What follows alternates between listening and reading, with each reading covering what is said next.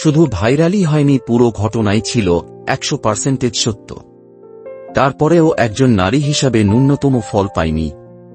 কেন বিচার পাইলাম না? কেন এত অবহেলিত হলাম? সকল প্রশ্নের উত্তরের জন্য সারা দেশের কাছে বিচার চেয়েই আজকের ভিডিওটি করা হলো। একটা রাজনৈতিক দল কতটা নষ্ট চরিত্রের হয় সেটা এই ভিডিও তারই প্রমাণ। জাতীয় নাগরিক পার্টি এনসিপি থেকে পদত্যাগ করেছেন দলটির আলোচিত এবং সুন্দরী রমণী নেত্রী নীলা ইসরাফিল।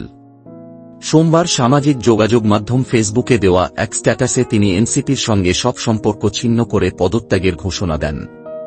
এদিকে নীলা এনসিপির কেউ না বলে জানান দলটির সদস্য সচিব আক্তার হোসেন। তিনি আরও বলেন, নীলা নাগরিক কমিটিতে ছিল, আমরা তাকে পর্যবেক্ষণে রেখেছিলাম।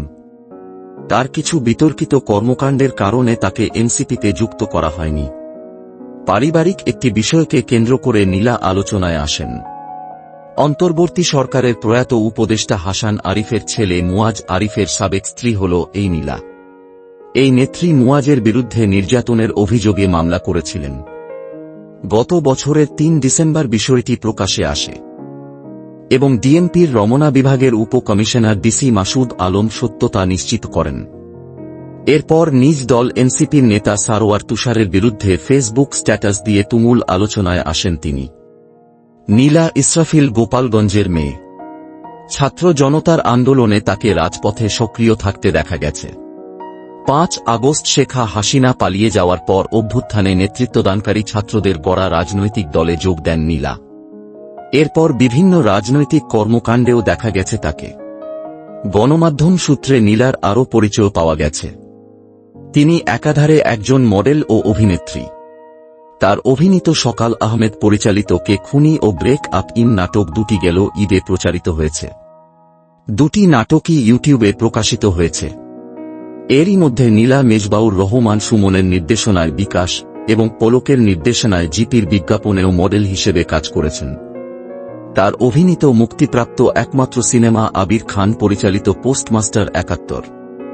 এছাড়া তিনি ধ্রুবর পরিচালনায় আরও একটি সিনেমাতে অভিনয় করছেন। অনিমেষ আইচ পরিচালিত কুয়া নাটকে নীলা প্রথম অভিনয় করেন। অনেক ধারাবাহিকের মধ্যে উল্লেখযোগ্য হচ্ছে ঘর সংসার, চিরিগিরি টক্কা, ফুল এইচডি ইত্যাদি।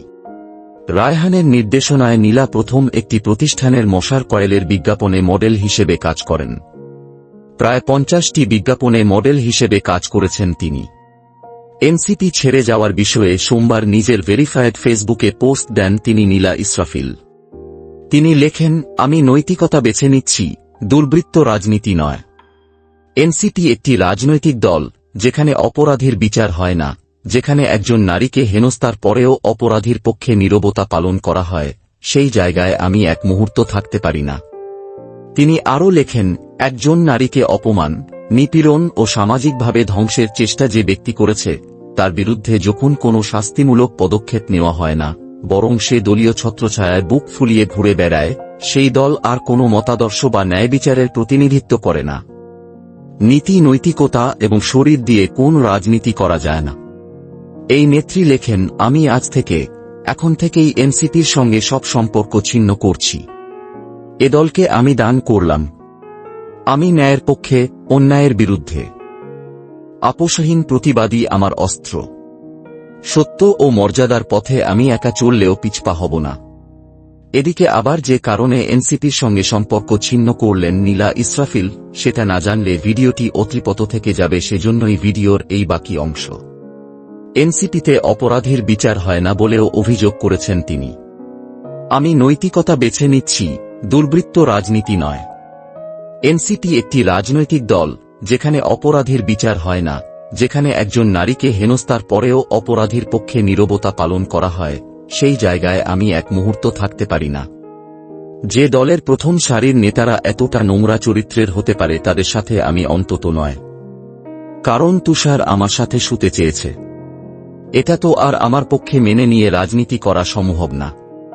আমি রাজনীতি করতে এসেছি, আমি তো আর প্রস্টিটিউট না। হ্যাঁ, আমি ডিভোর্সি, তাই বলে যে কেউ শুইতে চাইবে আর আমি রাজি হব তা তো হতে পারে না। তিনি আরও লেখেন, একজন নারীকে অপমান, নিপীড়ন ও সামাজিকভাবে ধ্বংসের চেষ্টা যে ব্যক্তি করেছে তার বিরুদ্ধে যখন কোনো শাস্তিমূলক পদক্ষেপ নেওয়া হয় না, বরং সে দলীয় ছত্রছায়ায় বুক ফুলিয়ে ঘুরে বেড়ায়, সেই দল আর কোনো মতাদর্শ বা ন্যায়বিচারের প্রতিনিধিত্ব করে না। সত্য ও মর্যাদার পথে আমি একা চললেও পিছপা হব না। আমার অভিশাপে খুব শীঘ্রই এনসিপি ধ্বংস হবে একদিন ইনশাল্লাহ। ভিডিওটি শেষ পর্যন্ত দেখার জন্য অসংখ্য ধন্যবাদ।